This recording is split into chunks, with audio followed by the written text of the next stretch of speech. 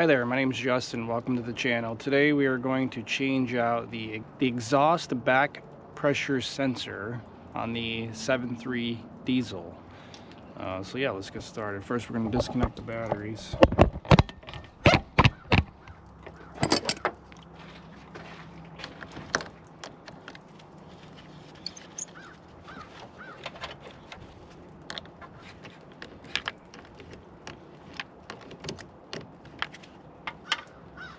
Just broke that wire off.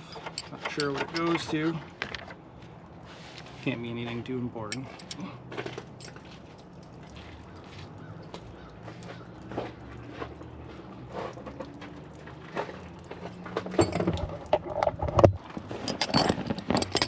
Pretty slickery out this morning.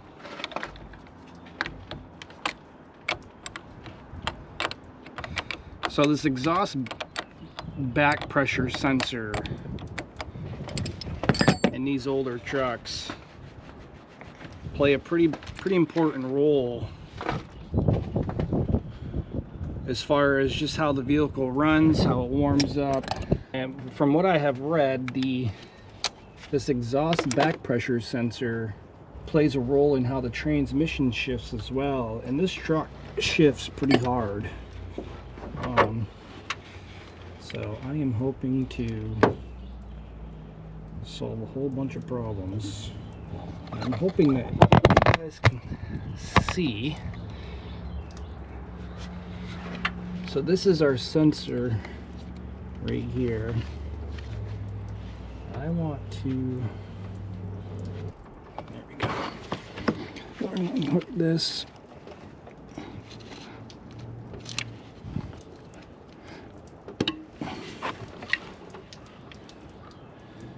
Looks pretty clean in there, no corrosion. So I unhooked the batteries for two reasons. One, you should, playing with any electronics, just because it's a safety procedure, safety practice rather. And two, when you unhook your batteries, in some vehicles you can actually delete, it'll automatically delete any codes that the vehicle may had thrown. Now this truck has two batteries, so you obviously want to unhook both of them. Unhooking just one is not going to do anything. This truck does not have an OBD2 reader, so you can't really hook a scan tool to it. However, they do make what is called 4Scan, and it's designed for older trucks like this.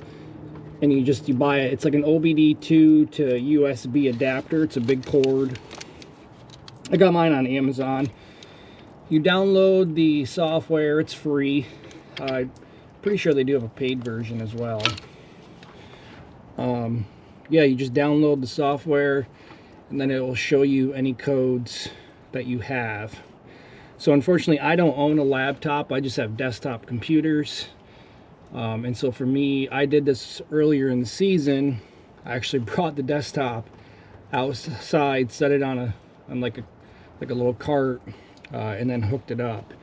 But just unhooking the batteries sometimes will help delete the code. So this thing looks like it's the original. I did buy a new one. I got it at Napa. Pretty expensive. It was like 90 bucks. Now, I don't know if you can see. Yeah, you can. This is my tube right here. I don't want to take that off. So I'm going to cheat. We are going to unhook it from the exhaust manifold.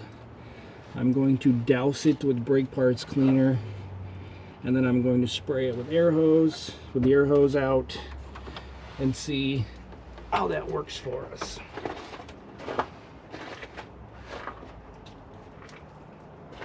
Let me see if I can get you set up.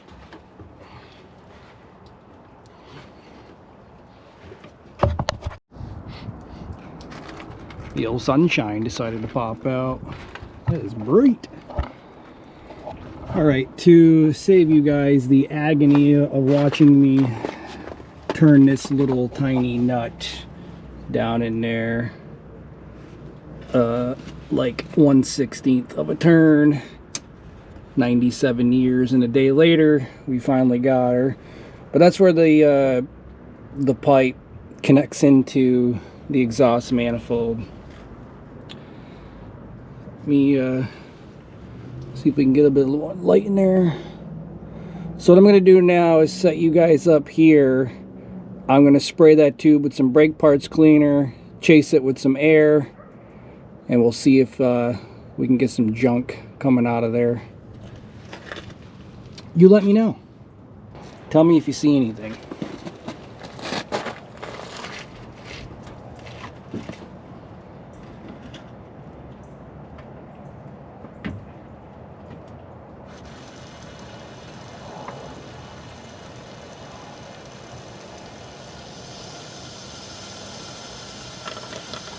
Anything? You guys see anything? Anything coming out of there? Oh yeah. It look nasty. Shoot it again with the old bear snot.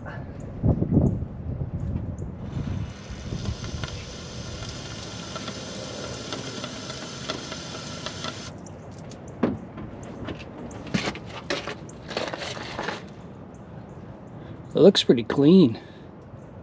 I'm gonna shoot some air now.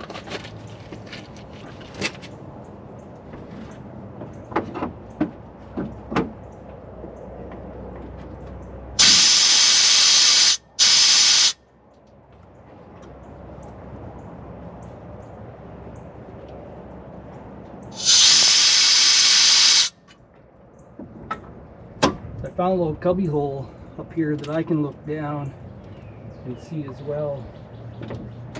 I'm going to spray some more brake parts cleaner in there.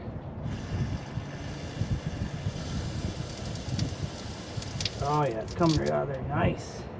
A little air.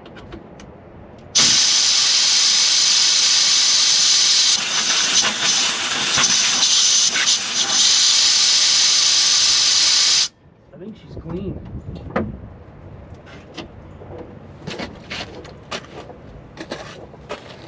I think she's clean.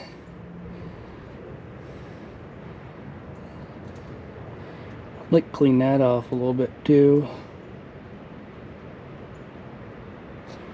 So we're gonna let that drip dry for a little bit. In the meantime, I'll bring you up and we'll install that sensor.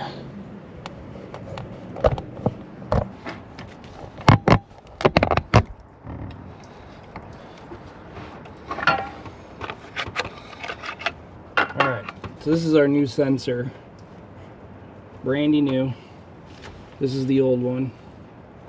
New one, old one.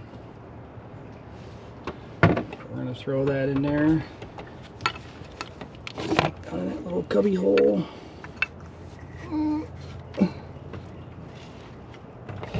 Oh, you lose it.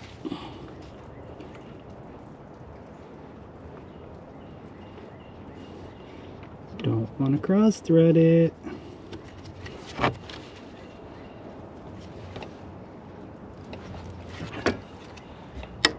We got it.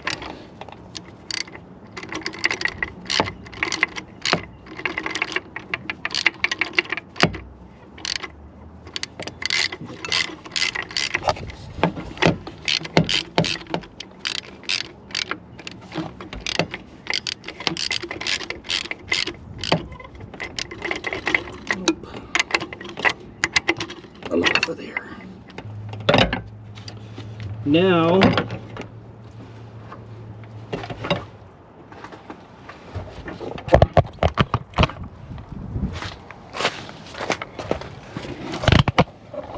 Now we got to hook that.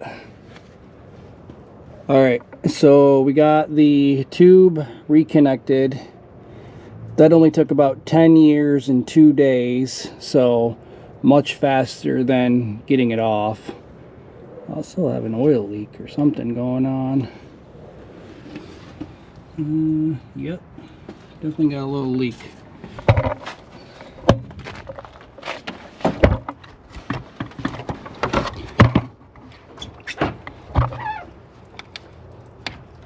So the new sensor's in. Got that re-hooked back up.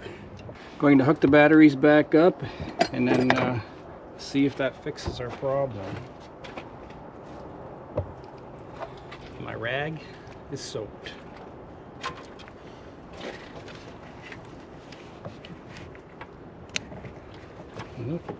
Got a little juice.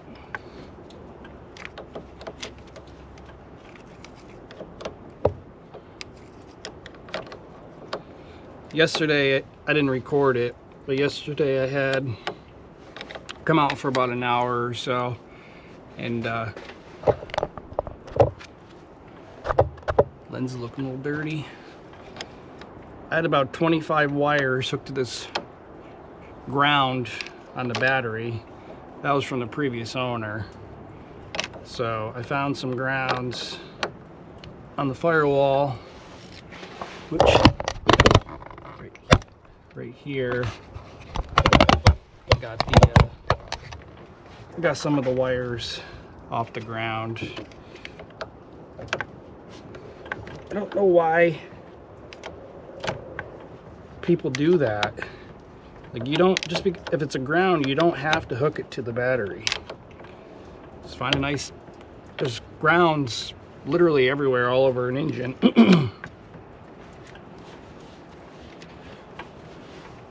All right, on to the next.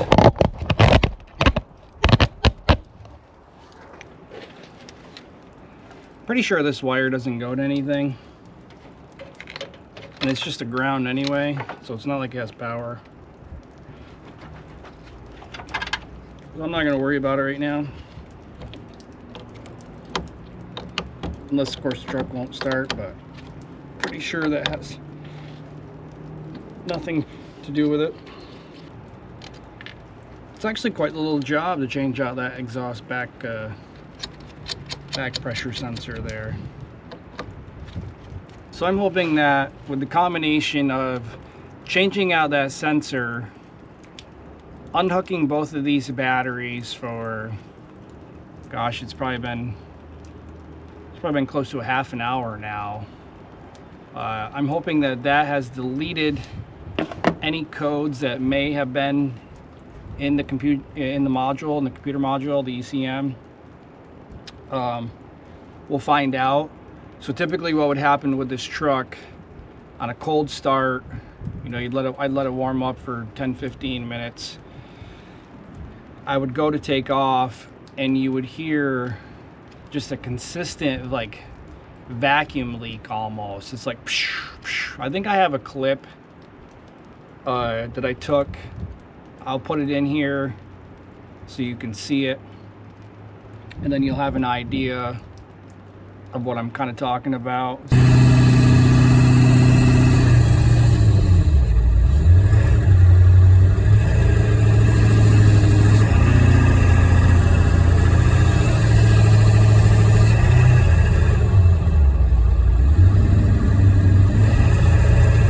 So I'm sitting here editing this video and I realize that it's really hard to hear the sound that I'm trying to explain. So the best way I could explain it is it's just like unhooking an air tool from an airline. It just makes that psh sound. Anyway, that did not fix our issue. I was hoping that replacing that back pressure sensor would fix the issue that I was having with the truck by making that sound. Come to find out, after doing some more research, it's actually the exhaust back pressure valve. I ordered the parts through Ford. It cost me, it was like $380 for the parts, and you don't really get a whole lot. I have the parts here, I can show them to you. You get the new valve with the spring, and then basically like a seal kit that comes with it. So this is the valve. This is what opens and closes. And then there's the seal kit, which comes with new O-rings, gaskets, and what have you. Back in 1999, this was a design that they came up with to help warm the engine up faster. it doesn't really work. I mean, it just leaks oil all over the place. You can actually see in the video, I'm showing you an oil leak on the ground, and that is actually from this exhaust back pressure valve, which sits up on top of the engine that holds the turbo. It's actually leaking from there. And I actually have an fuel leak as well that's coming from the fuel bowl. So my future plans is to delete the fuel bowl. They make an aftermarket kit. You can actually get screw-on filters and then kind of go that route. The last thing I want is oil and fuel leaking all over my driveway. More so, I don't want fuel leaking inside the valley of the engine. God forbid if there was a short, I mean, there goes the truck, you know. So that's about all I have for today's video. Unfortunately, this didn't fix my issue, but on the upside of things, we got brand new parts. So my goal is to, you know, get this truck back up to tip-top par and be able to have it for years to come. So thanks for watching. See you next time.